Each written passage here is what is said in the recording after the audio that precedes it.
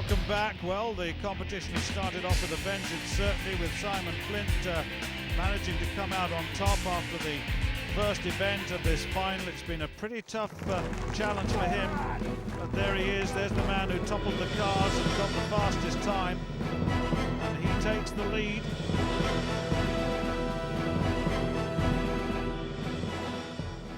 It's event 2 now. It's the brick deadlift. What about this one, Gary? Yeah, this is quite simple, just like a normal deadlift. Bricks are put into a crate, the crate's on a chain, the chain is on a bar, the lifter has to just stand up straight and hold it till the referee gives his down signal. The weight will go up by a brick at a time until the person who can lift the most wins. Well, let me update you a little bit on this. The first 8 competitors, all 8 competitors in fact, lifted 252 kilograms, which is the deadlift total, and now this is the first attempt at 276. The increase is 24 kilograms. Lewis McLean is the first to go through. There it is, there are the bricks. And this is a deadlift. This is for the power lifters, really. And McLean lifted that quite comfortably, so he's successful. The only problem is for these fellas that, look at this, that it goes up to 300 kilograms after this, which is pretty tough, it really is. I know. Now, next up, Rob Frampton. Take a grip, Rob. Now, Rob is a big fella, and he's a power lifter as well, so he's had a little bit of an injury problem. When you're ready, lift. But let's see what he can do. He'll lift his head, he'll get his back straight, he'll squat into this, and then extend his legs. His arms will be passive. He's going to hold that, that's good. The lift is adjudged to be good. So that's 276 kilograms for Rob. Have another look at this. This is it's a personal thing, that. Now then, Jay Hughes has had a very, very good qualification for this final. And I just wonder whether he will perform as well. He's not made a big impact in the world of strongmen thus far, but this is a big breakthrough for him, really. Straighten up, straighten up. Good lift, down. Yeah, he's straightened up, and it is a very good lift indeed. So he's got a 276 to his credit. Look at this. Just uses his back mainly on that. The difficulty is the taller men will be able to use their legs on this a little bit to overcome its inertia. The shorter ones, the bar is long enough for them, and they just have to straighten up their back, really. Have a look at this. There, a little bit of leg movement in that. Straighten up now. He's got to straighten up, but is he going to do this? Down, good lift. Yes, he is, Dave Meir. Very good lift indeed. 276 to him. So only Richard Gorvin in trouble on this weight thus far.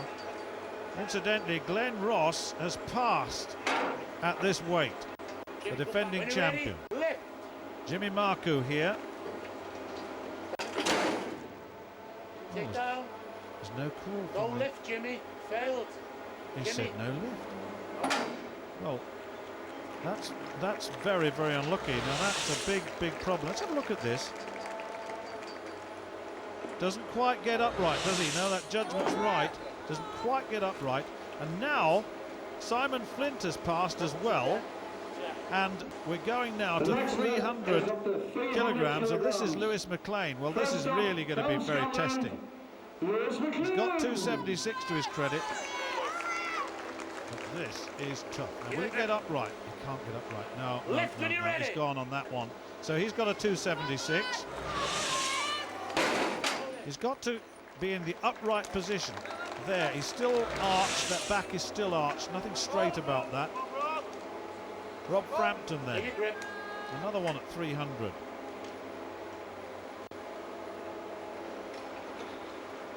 In no time. Rob, what can you do here?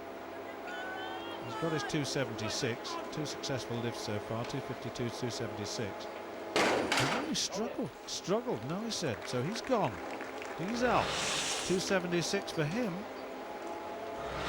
there are going to be a lot of tied places in this second discipline, there really are. Now then, Jay Hughes, what can you do in this? Lift. Man! No, it's not moving, is it? It is not moving. Come on, it's not moving. It's not moving, no. So Jay Hughes fails on that one. So his total is 276. There are going to be a lot of shared points on this one, I reckon. Take a grip, David. Dave Meir, not a big fella. Well, using the alternate grip this time. Gripping very wide on the bar. Look at this. Each to their own. No, he says, no, I can't do that either. So 300 kilograms really beating them all. No one has achieved this yet. Now then, is this a chance for Glenn Ross to make a little bit of a comeback here? He needs the full quota of points. And if he were to get it, he would find that others will be tying points. Also the alternate grip. Very wide on that bar. Now then, what can he do? Oh, yes. Very, very strong indeed. So he's the only one thus far. Glenn Ross at 300 kilograms. That is not going to be beaten. Simon Flint surely passed at 276. But this is a big, big ask. It really is. He won the first event. Ooh, he's not bad. He's got it moving. He's got it moving. Can he straighten up? He can't straighten up. And that's it. He's gone. He passed at 276, and that may well have been an error, really. He probably felt he could do 300 a day. But there it is. Glenn Ross, 8 points, and the rest sharing. Look at that. 4 on 5.5, and then the rest on 2. So overall then, Glenn Ross moves into the lead, 14 points. Dave Meir, 10.5. Simon Flint, 10 in third.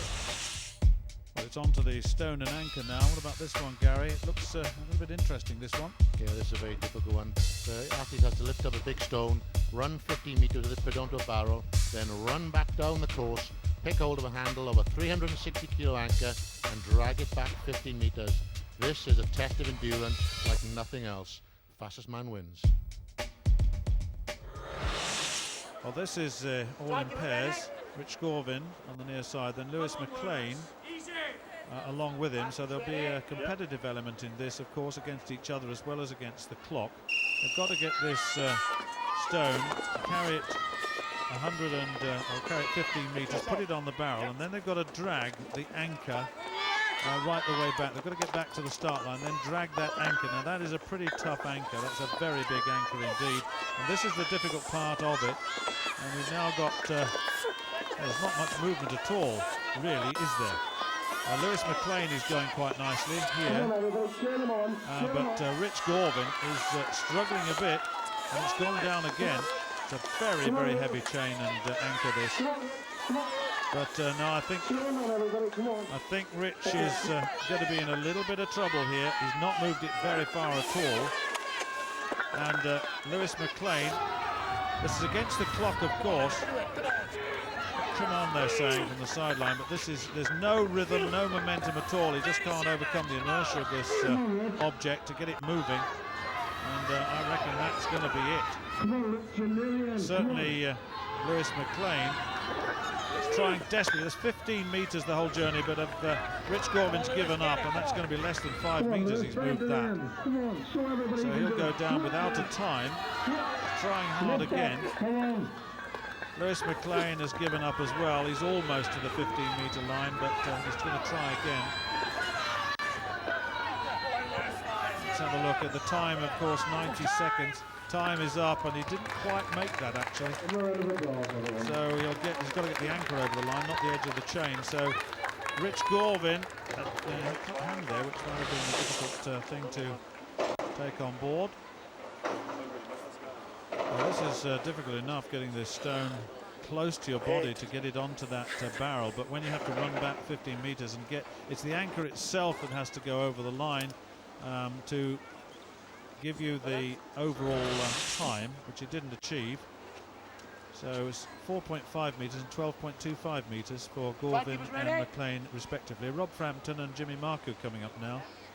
And Jimmy Marcoux, of course, has this reputation of being a pretty good all-round athlete, very dynamic. He's got good strength-weight ratio, moves well, very powerful, and he's moving that. They're both moving the stone down pretty quickly. 160 kilograms it weighs, just to remind you. Marcoux puts it there, then he's going to have a go back, then he'll have a jog back. And Rob Frampton quite happy to sort of just amble back to the start. Now here goes the chain. Well, this is it's heavy to start with, and then it has to be pulled. And Marku is going very, very strongly indeed. And this is not a bad effort indeed, although Frampton looking under pressure. It's got to go all the way, of course, and you've got 90 seconds in which to do it.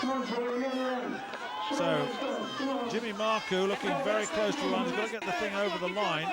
He's over the line, so is the chain, but he's got to get the anchor, and there it is. I think they've it's a home and drive for Jimmy Marku. We make that just outside 51 seconds. 51.07 given now, but Rob Frampton is struggling. He just cannot get this moving at all. There's 15 metres to go. That's the total distance. He's probably about 3/4 of the way there, but looking very, very tired indeed. Come on, get up! I think he's had enough. Or will he try again? He's going to try again. It's very, very tough. There's a lot of stress in that body now. You can see he's trying desperately to recover. That's time! It's time. He's timed out. The distance, whilst we look at this slow motion of Jimmy Marku, who did pretty well to get he's the first one to get through the whole course at 51.07, and Rob Frampton 9.6 metres he achieved. So Jay Hughes and Simon Flint then coming up next. Timekeepers ready? Jay Hughes has been pretty tough. He got through the first qualifying pool quite comfortably, heading that. And Flint looking good and strong too. Stay on. That's it. Go. Let's have a look now and see what happens now. Flint and Hughes, these two. Now then, what can Hughes do? Flint is moving that pretty quickly, isn't he? And so is Hughes on the far side. Hughes is really starting to move as well. This is Flint, but Hughes is going very, very strongly. Here's Hughes. Well, he's got it moving, look. He's really got it moving quickly and he's ahead. Get it over, get it over, get it over. There's time! The time is, oh yes, well done indeed to Jay Hughes, and that beats Simon Flint. A very, very good performance. 36.51 to 42.43. So they're the two leaders at the moment, or rather in first and second. Look at this. That's the way to execute. Makes it look a little bit lighter than some of the others, but that's a terrific performance. Great stress on the quads there. Now then, Glenn Ross, the defending champion. Hands on top of the ball. What can he do? Dave Muir it is alongside him, just off the shot. Now then, there's Dave Mears on the right, just beneath us now. He's got there first, there it is. Meir, Dave Muir. And Glenn Ross does not enjoy the running. Now then, what can he do with this chain and anchor? It's pretty tough, isn't it? It's a very, very heavy anchor indeed. We've seen it earlier on in the competition, used elsewhere. But this is absolutely difficult, very, very difficult indeed. You're using the quads running backwards or walking backwards like that. Terrific strain on the quadriceps. And Glenn Ross has got there, and it's inside 42. It's 41.98, so that's the second fastest time. And Dave Meir is in trouble. Dave, surprisingly, cannot move this much at all. He's hardly got it going from the start line. He really hasn't. Now then, he'll try again, but this is very, very disappointing for Dave Meir. Second overall after the first two events, and he is in real trouble here. And I think that's all we're going to get from him. Is he going to have another go within the time limit? So. No, he said, that's it. Well, just another look at this. Well, Glenn Ross was pretty good at that, and very good at this. 41.98, the second fastest time overall, just ahead of Simon Flint, but Jay Hughes was the fastest. Let's confirm all of that. Hughes, Ross, Flint, Marku, McLean, Frampton, and Meir. Look at that, 1 point only. Only moved it 3.5 metres. The The standings then, Glenn Ross in the lead, the defending champion. Jay Hughes in second, Simon Flint in third, Jimmy Marku in fourth. Well, we've got some more action to come, certainly. The Daddy Dumbbell is next. Don't miss it.